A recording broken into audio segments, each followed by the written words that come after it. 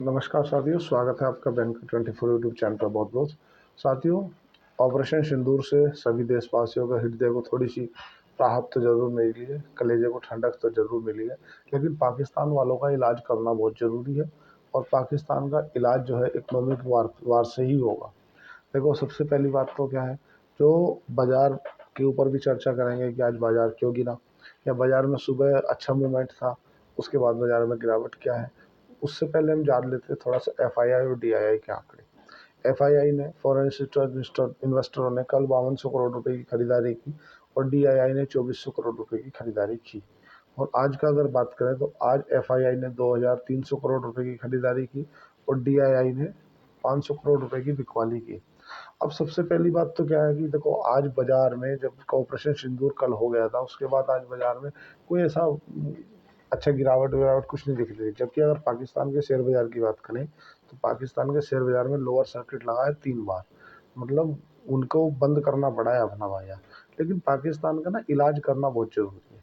इलाज होगा इकोनॉमी वार का। देखो, पाकिस्तान खुद चाहता है कि युद्ध लड़े, क्योंकि पाकिस्तान अगर युद्ध लड़ता है ना, पाकिस्तान को कटोरा लेकर भीख मांगने में आसानी रहेगी।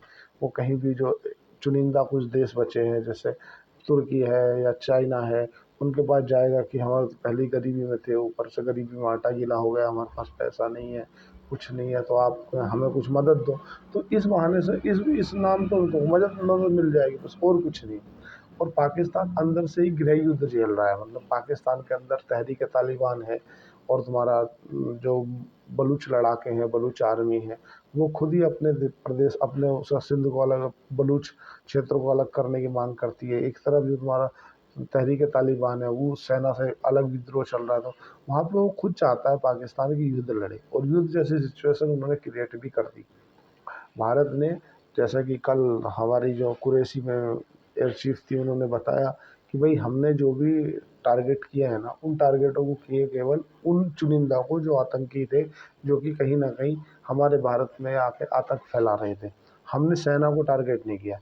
लेकिन अब वो सेना आके अगर रिलेट करती है, या सेना मिसाइल छोड़ती है, जिस तरह के उन्होंने 15-16 टारगेट किए हैं, उन टारगेटों को भारत के जो एयर डिफेंस सिस्टम है S-400, उसने मार गिराया है। तो अब युद्ध होगा सेना और सेना के बीच में। तो ये तो बात है कि युद्ध तो होना तय है, लेकिन पाकिस्तान का परमानेंटली इलाज करना बहुत ज़रूरी है। पाकिस्तान का जब तक परमानेंटली इलाज नहीं होगा, जब तक कुछ नहीं होने वाला। परमानेंट इलाज हो जाएगा। अगर बात करें जो उनकी जैसा हमारे यहाँ S-400 है, उनके यहाँ पाकिस्तान में भी जो चाइना से दिया गया उनका डिफेंस सिस्टम है। हमारे जो ड्रोन थे ना, वे कराची, तुम्हारे लाहौर और जो बड़ी बड़ी सिटी है पाकिस्तान की, उनमें जाके फटे हैं। उनको आत्मघाती ड्रोन माना जाता है। हारून ड्रोन है, ड्रोन का नाम हारून है, जो कि मिडल इन इसराइल है। उसका काम ही है कि वो अपना टारगेट एक्सेप्ट कर लेता है, उसके बाद उसे छोड़ दिया जाता है। और इतना स्लो चलता है, 180 200 किलोमीटर की स्पीड से वो चलता है। और वो पहले टारगेट को मिलान करता है कि जिस टारगेट के लिए सेट हो वो वही है क्या, और जाके अपने आप को ब्लास्ट कर देता है। उसका जो आत्मघाती, उसको ड्रोन को कहा ही जाता है आत्मघाती ड्रोन। और पाकिस्तानी ये कह के छाती पीट रहे हैं कि हमने ड्रोन को मार गिराया, हमने ड्रोन को मार गिराया। भाई, अरे निपट बुद्धिहीनो, ये बताओ, वो जो ड्रोन है ना, वो ड्रोन ही आत्मघाती ड्रोन है। उनका काम ही है कि वो जाकर अपने टारगेट को कैच करते हैं, उसके बाद जाकर अपने आप फट जाते हैं। ठीक है, तो वो बुद्धिहीन है। और तो और जो अभी उनके अपनी संसद में जाके वो बोल रहे हैं हमने 5 राफेल मार दिए, 5 राफेल मार दिए। उनसे पूछा गया कि तुम्हारे पास कोई सबूत है क्या? बोले नहीं, सोशल मीडिया देखो, सोशल मीडिया भरा पड़ा है। उनके यहाँ का जो रक्षा मंत्री है वो इस तरह के बयान दे रहा है।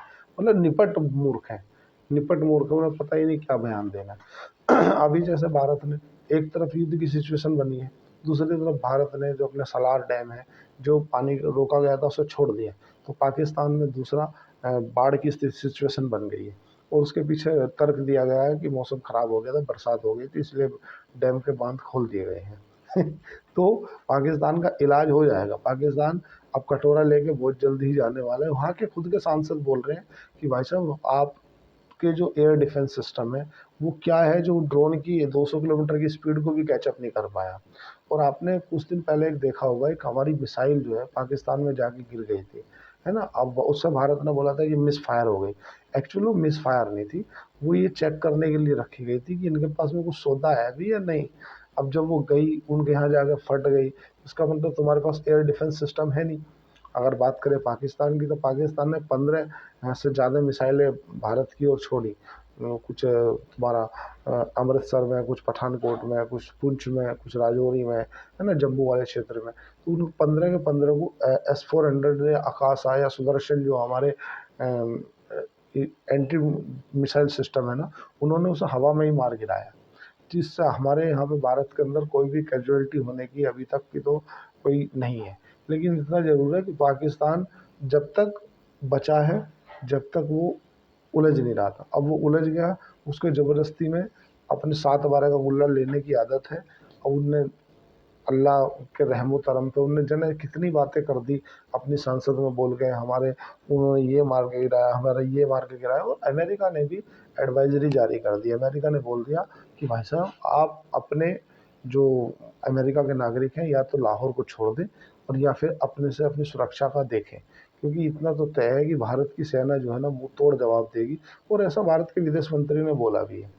भारत के जो रक्षा मंत्री हैं उन्होंने भी, कि भाई देखो हमारा जो टारगेट था वो था आतंकवादी, और हमने किसी भी सेना के अड्डों को निशाना नहीं बनाया, किसी सिविलियंस की मौत नहीं करी, किसी भी सिविलियंस को टारगेट नहीं किया। लेकिन पाकिस्तान जो टारगेट कर रहा है वो सिविलियंस को कर रहा है, और अमृतसर में गुरुद्वारा साहिब है उनको टारगेट कर रहा है, क्योंकि उसका जो ना रिलीजन को लेकर के ज़्यादा इफेक्ट। अब इकोनॉमी के मोड़ पे अगर जिस तरह से इनके जो एक्टर हैं, जो इन्फ्लुएंसर हैं, जो अपने कंटेंट लाते हैं भारत में, मीडिया में लोग देखते हैं, उनसे वो पैसा कमाते हैं, तो एक तो उनका वो बैन कर दिया गया है भारत सरकार के द्वारा। ये भी कहीं ना कहीं इकोनॉमी के मोर्चे पे है। दूसरा, पानी की जो टीटी है या तो परमानेंटली बंद कर दो, फिर एकदम से छोड़ दो। एक तरफ सूखे मरेंगे, एक तरफ बाढ़ में मरेंगे। तो एक तरफ इनके पास में पैसा नहीं है सरप्लस, और तुर्की और जो चाइना, इनसे भीख कर नाम पे कुछ तो दे दोगे, तो गरीबी में पहले से थे, ऊपर से गरीबी में आटा गिरा। तो इसलिए वो जाके जाके चाइना से, तुर्की से, इनसे भीख मांग लेगा कुछ और पैसा, बिलियन ऑफ डॉलर में उसको कर्ज मिल जाएगा युद्ध के नाम पे। वो चाहता ही ये था कि भाई युद्ध का नाम लेके मैं उनसे पैसा मांग लूँ, कि भाई पैसा दे दो, पैसा दे दो, वही वो चाहता था। अब वो ऐसा होगा भी। लेकिन अगर बात करें कि हमारे जो आरुण ड्रोन है, वे जहाँ पे पाकिस्तान में फट गए, उनके सिटियों में फटे हैं, है ना, इतनी कैजुअलिटी हुई है, उसके बाद भी उनका एंट्री ड्रोन जो उन्होंने चाइना से खरीदा था, जैसे हमने S-400 खरीद रखा है, ऐसे वो काम क्यों नहीं कर पाया। एक्चुअल में जो उसका एफिशिएंसी, जो प्रोसेसिंग समय है ना, उस ज़्यादा तेज गति से वो ड्रोन चल रहे थे। और जो उसकी मारक क्षमता है ना, 120 किलोमीटर है बस। जैसे S-400 जो है ना, वो 600 किलोमीटर दूर से अपने टारगेट को हिट कर लेती है, कि अच्छा ये टारगेट आ रहा है, ये फाइटर जेट आ रहा है। और इसको हमने पहले अपने फाइटर जेट से, जो राफेल हैं, जो और हमारे पास में मिराज है, उनसे टेस्टेड कर रखा है ना। ऐसा उनकी जो चाइना से ले रखा है, चाइना की कॉपी पेस्ट मारता है उनने। अब देखो चाइना के पास, खुद के पास S-400 नहीं था, वो भी रूस ने अब दिया है उसको। अब ये चाइना ने जैसे भी उनका अगर देखोगे ना, वो एक तरह से ऐसे समझो ट्रकों पे डब्बे डाल लाद रखे हो, ड्राम इस टाइप से, और कुछ नहीं। एक बात तो तय है, पाकिस्तान ज़्यादा दिन नहीं टिक पाएगा ना, उसके पास में इतना असला बारूद है जो वो, और चूंकि रिटेलिएट करना उसका स्वाभाविक है, क्योंकि भाई जनता इतनी उसको कर रही है, कुछ तो करो कुछ तो करो, तो वो कर रहा है। बात करें भारत के शेयर बाजारों में साहब, आज देखो भारत के जो शेयर बाजार है ना, सुबह वो बड़े आराम से खुले, कोई दिक्कत नहीं। एक जरा सी न्यूज आई 3 बजे, जो हमारे राजनाथ सिंह जी हैं, उन्होंने आकर बोला कि ऑपरेशन सिंदूर अभी कंप्लीट नहीं हुआ है, ऑपरेशन सिंदूर अभी चल रहा है। इतना कहना था कि बाजार में भयंकर बिकवाली देखने के लिए मिली। ठीक है, आज क्या है, आज है फेडरल बैंक के जो मीटिंग हुई थी, उन्होंने जो अपने ब्याज है ना वो स्थिर रखे हैं। और आज रात लगभग 10 बजे वो जो डोनाल्ड ट्रंप है ना, वो डोनाल्ड ट्रंप कुछ कोई देशों से, उन्होंने ऐसा बताया कि मैं किसी देश के साथ में टैरिफ को लेकर के एक डील करने जा रहा हूँ, बड़ा सामान्य देश है। तो अमेरिका या तो भारत को सामान्य मानता है या ब्रिटेन को मानता है, तो जाहिर सी बात है इन दोनों में से किसी एक देश के साथ में उसकी डील होनी तय है। अगर आज करें बात कि भारत के शेयर बाज़ारों में ऐसा एकदम से इतना ज़्यादा वो घबराहट वाली माहौल नहीं है, लेकिन कल रहेगा। कल पैनिक सेलिंग रहेगी, ये ध्यान रखना, क्योंकि जो लोग हैं जो सोचते हैं कि यार क्या होगा, अब क्या होगा, अब क्या होगा, वो पैनिक सेलिंग दिखेगी कल, आज नहीं कल देखने के लिए मिलेगी। और इतना ज़रूर है कि जब कारगिल युद्ध हुआ था तो भारत का शेयर बाजार 37% बढ़ा था। रोज नहीं बढ़ेगा, तो जाहिर सी बात है गिरेगा भी, लेकिन बढ़ जाता है। अपने डाउट टेंशन वाली लेने की बात है नहीं। अब बात करें अगर कि भारत के शेयर बाजारों में, देखो 2020 के बाद पहली बार हो रहा है कि लगातार 16वें दिन एफआईआई और डीआईआई लगातार साथ मिलकर खरीद रही है। तो ये किस ओर इशारा कर रहे हैं? भाई हम तुम तो 2 4 5 लाख रुपए लगाते हैं, इनके पास तो करोड़ों है, तो ये इसके बाद में क्यों ऐसा कर रहे हैं? भाई इन्हें कहीं ना कहीं भारत की जो इकोनॉमी है, भारत की जो जीडीपी है, उसमें अच्छा दिख रहा है कि हाँ यार ये ठीक है। दूसरा क्या ना, नतीजे अच्छे आ रहे हैं। जो लार्ज कैप है ना, उनकी जो वैल्यूएशन है, या मिड कैप की जो वैल्यूएशन मैट्रिक हो गया था, वो सही नज़र आ रहा है। जो हमारा रुपया है, रुपया भी हमारा मजबूत हो गया है, अभी 84 के आसपास चल रहा है। जो एसआईपी के आंकड़े आ रहे हैं, सिस्टमेटिक इन्वेस्टमेंट प्लान, जो हर आदमी करता है, मतलब 500 हज़ार अपने बजट के अनुसार 25,000 करोड़ रुपया प्रति महीने वो आ रहा है। आईपीओ भी इतने आ नहीं रहे, क्योंकि जनरली जब भी आईपीओ आते हैं, वो आईपीओ का जो पैसा है वो शेयर मार्केट से ही निकलता है, वो कहीं से नहीं जाता। जब भी आईपीओ आते हैं तो आईपीओ का जो पैसा होता है वो शेयर बाजार से ही निकलता है, और कहीं से नहीं निकलता। सबसे पहली बात तो ये होगी। दूसरा, आपको ये चीज़ माननी पड़ेगी कि अभी जो है ना, आईपीओ जो उस समय पर हायर वैल्यूएशन पे आईपीओ आए थे ना, उससे टॉप से 30-40% नीचे में शेयर मिल रहे हैं। ये एक वैल्यू मेट्रिक है। और लगभग लगभग अगर बात करें ना, कि देखो अब विवेक जी पूछ रहे थे कि एयरटेल में और वोडाफोन, चलो वो मैं अलग से वीडियो बना दूंगा। लेकिन सबसे पहला मैट्रिक तो ये है कि देखो युद्ध अब ये लंबा चलेगा, क्योंकि उन्होंने छेड़ दिया, महल के हाथ में दे दिए, महल के छत्ते में हाथ दे दिया। अब उनको देखा जाएगा क्या होगा।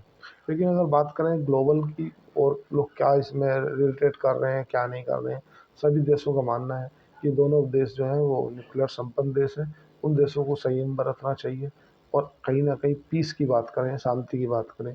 जैसा कि जब रूस और यूक्रेन का युद्ध हुआ, उस समय पे हमारी तरफ से जो पीस और शांति के लिफाफे बांटे गए, सेम जो दूसरे देश हैं, जो यूरोप है या जो और बड़े बड़े देश हैं, वो भी हमें पीस की भाषा बोल रहे हैं।